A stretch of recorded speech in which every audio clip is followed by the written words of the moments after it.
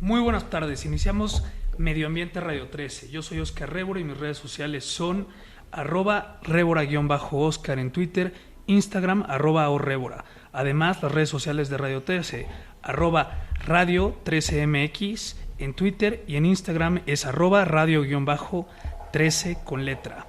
A medida de que la población comenzó a crecer y aumentar su tecnología, el impacto sobre el medio ambiente comenzó a ser mayor y más nocivo. El momento donde comenzamos a agraviar exponencialmente el medio ambiente fue a partir de la revolución industrial, principalmente por la explotación de recursos minerales y fósiles. De esta manera, el equilibrio del sistema ambiental se perdió y la calidad de la vida de muchos seres vivos desde el momento de malas condiciones, y para algunos resulta incluso imposible adaptarse a los grandes cambios. Hoy tenemos el gran honor, la visita del senador Jorge Carlos Ramírez Marín. Mucho gusto, senador. Oscar, a tus órdenes, mucho gusto. Encantado. Oiga, pues a ver, vamos a empezar. Hoy es el Día Mundial del Medio Ambiente. Sí, te echaste hasta un texto para celebrarlo. Sí, claro, pues ahí estábamos. Pero pues hemos seguido su participación en el Senado y tenemos claro que usted es un gran legislador proactivo a favor del medio ambiente. Pues vimos ahí un punto de acuerdo que posicionó del tema sobre la extinción de las abejas. ¿Nos puede platicar un poco de cuál es la preocupación que hoy pues el mundo está viviendo con el tema de las abejas? Sabemos que se están extinguiendo y que esto repercute a los temas de los alimentos. Pues va mucho en el sentido de lo que tú decías. Es increíble cómo una humanidad capaz de resolverse la vida, de hacérsela más fácil al mismo tiempo, crece y no es capaz de convivir con el medio ambiente, de preservar lo que tiene. Y uno de los grandes déficits que tiene ahora es precisamente el tema de las abejas. ¿Se están extinguiendo las abejas? Sí. Solo podríamos llamarlo así si consideramos que en Europa se ha perdido casi un 50% del total de colmenas que había. Si sabemos que en Estados Unidos hay estados completamente sin población de abejas, y si creemos que en México ya hay lugares como San Luis Potosí, Querétaro, entre otros, que prácticamente se han quedado sin abejas. Entonces, no podemos cerrar los ojos. Efectivamente, el colapso de las colmenas es una realidad. Y como siempre, hace 15 años se avisaba en las revistas científicas que el fenómeno venía ocurriendo en algunos lugares de Estados Unidos, pero nadie sabía por qué. Y entonces, inadvertidamente, dejamos pasar el tiempo y hoy ya enfrentamos una crisis de carácter global. ¿Pueden extinguirse las abejas? Por supuesto. Hoy ya no son solamente las condiciones de hace 15 años, son los pesticidas, el cambio climático, la radiación, los celulares, en fin, pues hay una variedad de causantes y no podemos hacer nada. Claro que sí, siembra flores, pon flores en tu casa, no importa qué humilde sea, no importa cuánto tiempo pueda demorarte, pero ese pequeño esfuerzo va a significar algo para las abejas. Sí podemos hacer algo. Vamos a pedirle a las corporaciones policíacas que en lugar de matar las abejas cuando reciben la denuncia de una colmena que se instaló por necesidad en algún domicilio o en algún parque, haya una forma práctica y se rescaten en lugar de que esas colmenas se pierdan. Cuidemos a las abejas, salvemos a las abejas, es el tema. Las abejas y el hombre han estado unidos desde que se conocieron, solo que el hombre ha resuelto con ingratitud. Senador, ¿cuál sería una acción contundente que usted como legislador desde el Senado de la República pudiera hacer? O sea, La prohibición de pesticidas que resultan dañinos a las abejas. Y ya hay investigaciones suficientemente sustentadas y ya sabemos incluso nombres de estos pesticidas, y lo que tenemos que hacer es que en México no se permita su utilización. ¿Cuántos tipos de pesticidas hay? Hay una variedad, o sea, que afectan directamente a las enorme, abejas. Pero son 5 los que le hacen un daño específico a las abejas. Los fluoronicotinoides, específicamente. Parece trabalenguas, ¿verdad? Y es... Pero este tema de los pesticidas, o sea, ya es un tema global y es un tema que afecta no nada más a las abejas. O sea, ahí está el tema del sargazo, una de las hipótesis que se han generado, aparte del cambio climático, y que se ve afectado por la acidificación de los mares, es la generación del sargazo en términos exponenciales, sí. Exacto. Hay una franja que prácticamente cuando la atraviesan la atraviesa el sargazo, empieza a multiplicarse geométricamente, es decir, se duplica y lo que se duplicó se cuadriplica y así, y eso es lo que estamos viendo que llega hasta las costas de Quintana Roo. Efectivamente, una de las hipótesis es que además de la temperatura del agua, hoy estamos enfrentando que el alimento de este sargazo está en abundancia presente en materia orgánica y en materia descompuesta a partir de una serie de cosas que incluyen los pesticidas. Lo que está llegando al mar ya no es solamente agua, sino agua altamente contaminada. Y estos pesticidas, una de las hipótesis que leí es que estos pesticidas también vienen de las corrientes de Brasil y de África. ¿Y hay alguna forma de exhortar al gobierno de Brasil para que también deje de usar estos pesticidas o nada más podemos meternos en la legislación mexicana desde ahí? Nosotros solo podemos meternos en la legislación mexicana para cambiarla, pero por supuesto el exhorto lo podemos y lo debemos hacer a través de la Secretaría de Relaciones Exteriores, una vez que acreditemos que las prácticas que están ejecutando en esos países nos están perjudicando a nosotros, están matando a nuestras abejas o están envenenando nuestros mares. Así es que yo creo que es una acción conjunta y eso es lo que da trabajo. Es muy fácil organizar medidas aisladas. Sí. Yo promuevo una campaña por las abejas, pero es muy difícil coordinar una acción porque se vuelve una torre de Babel global, ¿no? Se vuelve una torre de Babel en la que todos hablan un idioma diferente y entienden diferente cada cosa, pero hay que hacer el esfuerzo. Es inadmisible que el ser humano no pueda ser capaz de preservarse. Es que el tema del medio ambiente ya no reconoce fronteras, es como yo lo veo. Y también el tema del sargazo, incluyendo usted que es de la península de Yucatán, se verá afectado en algún momento. Y el gran problema de esto es que se pierda la vocación turística de estos estados, ¿no?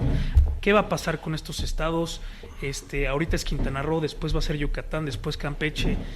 El 80% de los ingresos de turismo de México provienen de Quintana Roo.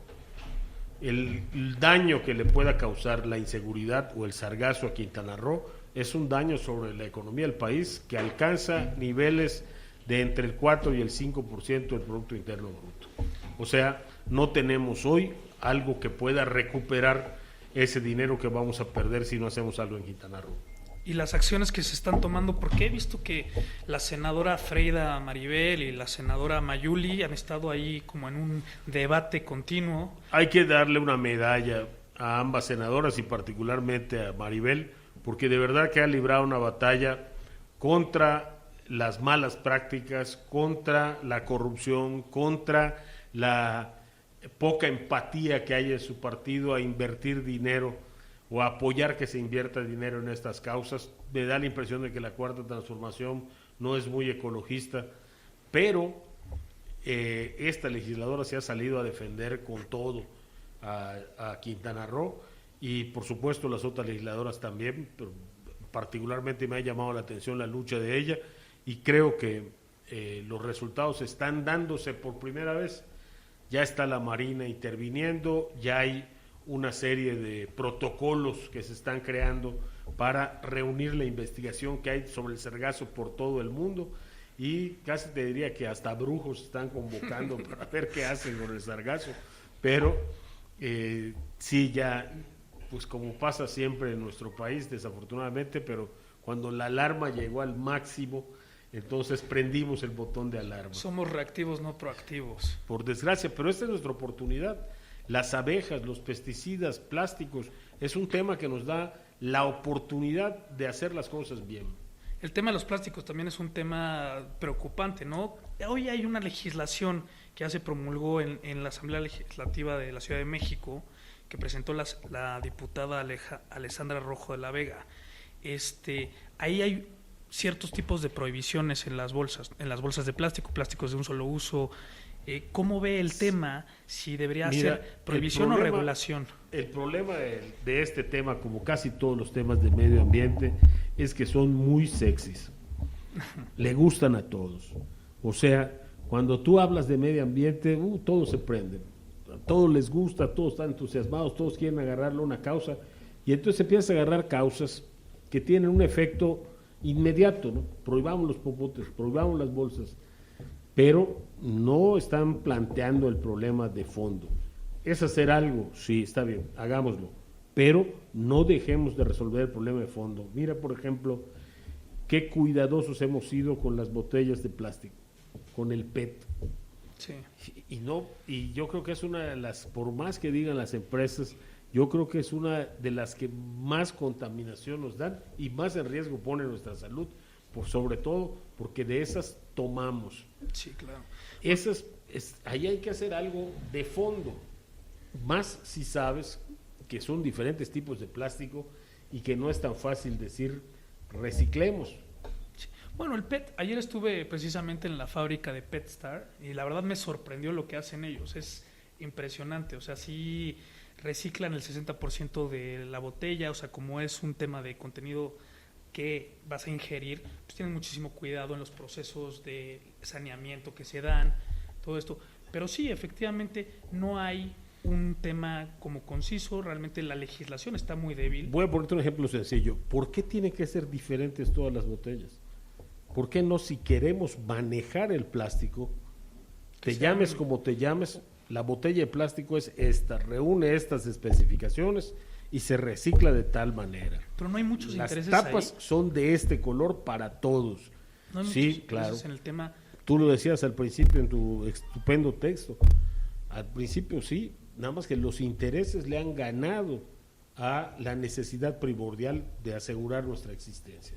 Y el plástico es un excelente ejemplo de eso. Hay cosas que decir en contraparte. El plástico no es el problema.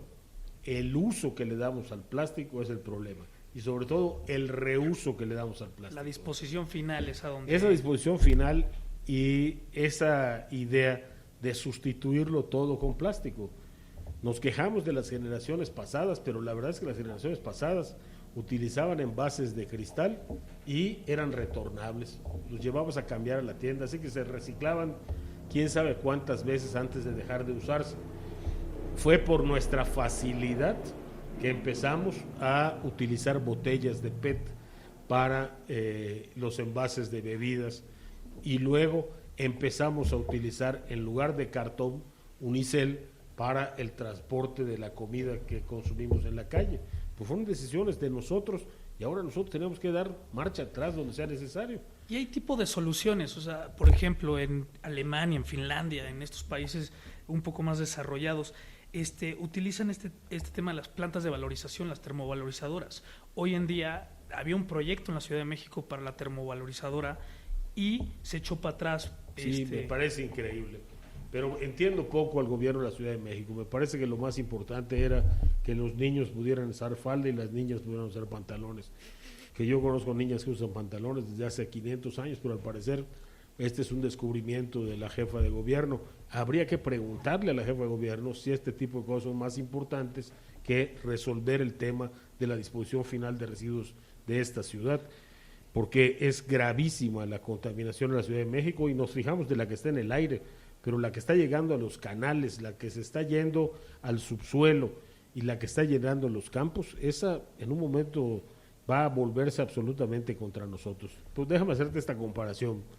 Para recoger 1 kilo de PET, te tienes que agachar 55 veces a recoger una botellita. Para hacer 1 kilo de aluminio, basta con recoger 10 o 15 latas. No encuentras una botella de aluminio o una lata de aluminio tirada en ningún lado. ¿Por qué? Porque tiene un valor. Y yo soy partidario de medidas drásticas. ¿Te gusta tomar agua embotellada en la calle, en botellas de plástico, y no tienes que preocuparte dónde la vas a tirar? Pues ahora fíjate que va a costarte 10 pesos más cada botellita de medio litro. ¿Quieres tomar agua en botella de plástico? Tómala. No, ¿quieres ahorrarte 10 pesos? Lleva tu termo.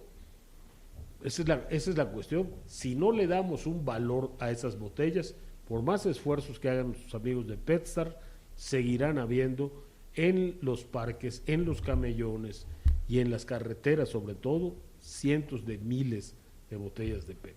Es que lo que yo entiendo es que no hay realmente una economía circular. Esa es la propuesta de fondo. Eso es lo que tenemos que buscar. Esa economía circular donde todos salgamos beneficiados y todos usemos muchas veces las cosas. Ahí hay que reconocer que la industria está haciendo un esfuerzo importante. Y tú decías, ¿qué tenemos que hacer? Tenemos que hacer un pacto. No va a funcionar de otra manera. Si no estamos de acuerdo en el sacrificio que tenemos que hacer, la industria, los ciudadanos, el gobierno, no va a funcionar, porque todos vamos a querer seguir jalando la cobija para nuestro lado. Prohibamos bolsas, popotes y uso de unicel, le jalamos la cobija a la industria, dejamos a miles de gente sin trabajo, pero los ciudadanos no queremos hacer nada. No, yo no quiero pagar más por una botella de PET, no, yo no quiero que me obliguen a reciclar mis residuos, no, yo no quiero separar tanto la basura.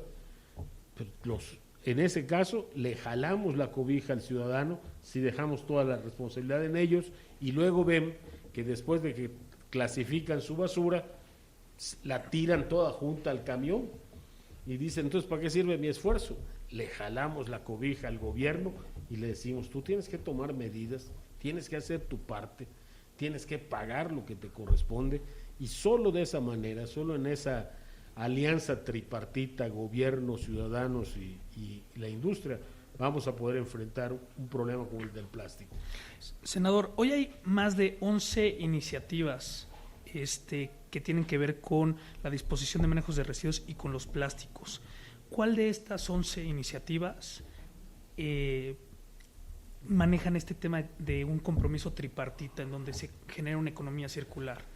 Creo que en realidad ninguna de las que hay hasta la fecha. Esta es una mesa especial que hizo la mesa directiva para tratar el tema del plástico, donde integró, además de las comisiones, la del medio ambiente en este caso, a todas las organizaciones interesadas en el tema y a toda la industria interesada en el tema. Allá estuvo la Asociación Nacional de Productores de Bolsas de Plástico, la de la industria química.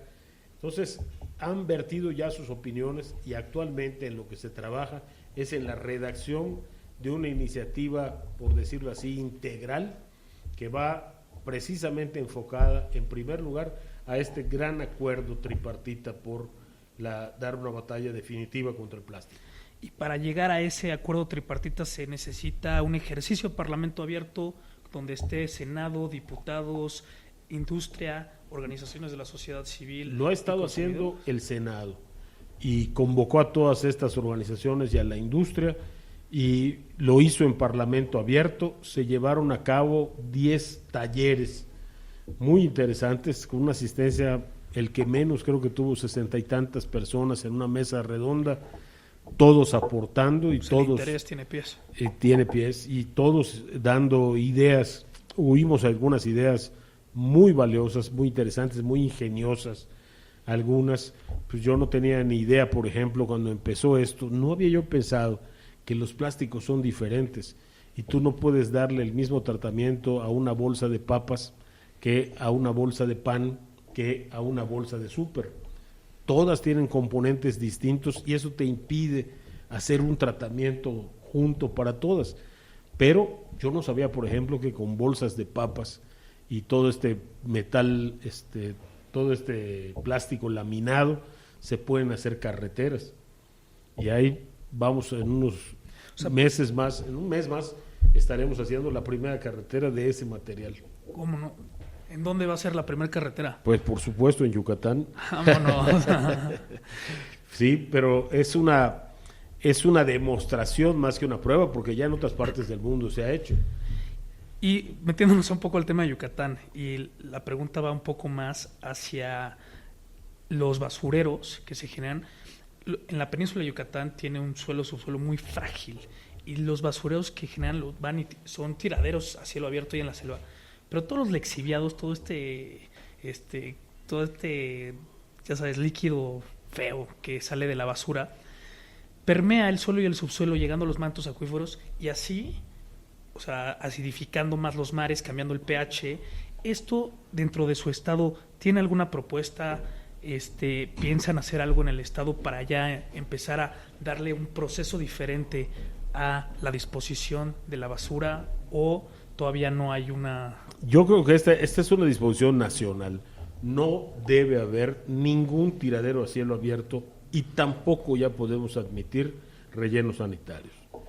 Ya no puede haber rellenos sanitarios. El tema es la composta y la economía circular, es decir, reciclar todo lo que no es orgánico y que se puede volver una composta. Y en ese sentido, pues hay muchas opciones que la tecnología nos está brindando hoy. En el caso de Yucatán es trágica la contaminación de aguas, ya hasta el tercer manto freático. Es muy grave. Y como bien dices, nosotros los yucatecos nos alarmamos por las mareas rojas, pero los años que la temporada de lluvia es más intensa, hay marea roja. ¿Por qué? Porque es más rápido el raudal hacia los mares, el desahogo a los mares, y obviamente eso llega con mucho menos filtros, así que llega más crudo, por decirlo así, al mar, y nos asombramos por cómo están cambiando las condiciones de tierra y las estaciones. Nos encontrábamos antes muy contentos con lo exacto que eran nuestras estaciones, pero pues este fenómeno obedece al tiempo que hemos dejado de buscar soluciones para hacer cultivos más inteligentes. Seguir quemando la tierra de ninguna manera puede resultar en algo bueno. Y ahí no se debería hacer una reforma constitucional. Creo que es el 115 el que le da la facultad a los municipios para la disposición de los basureros. ¿No se debería reformar para que ahora se convierta en una disposición generalizada, como usted lo acaba de mencionar? No, porque lo que está mal entendido es cómo se las da. Él le da la facultad, la Constitución le da la facultad para disponer de los residuos, no para decir qué son los residuos o qué es residuo y qué no. Uh-huh. Entonces, una ley general, en este caso puede serlo la de medio ambiente o puede serlo incluso la de desarrollo urbano. Esas leyes son las que deben de decir qué tipo de disposición es general y aceptada en toda la República. Y de ese marco, los municipios decidir cuál es el que les conviene o el que los fondos del municipio pueden aplicar. Pero hay que sacar de plano los tiraderos y los rellenos sanitarios. Coincido con usted, senador. Vamos a pasar a un corte ahorita y en un momento seguimos. Muchísimas gracias, senador. Al contrario, muchas gracias. Gracias. Gracias. Gracias.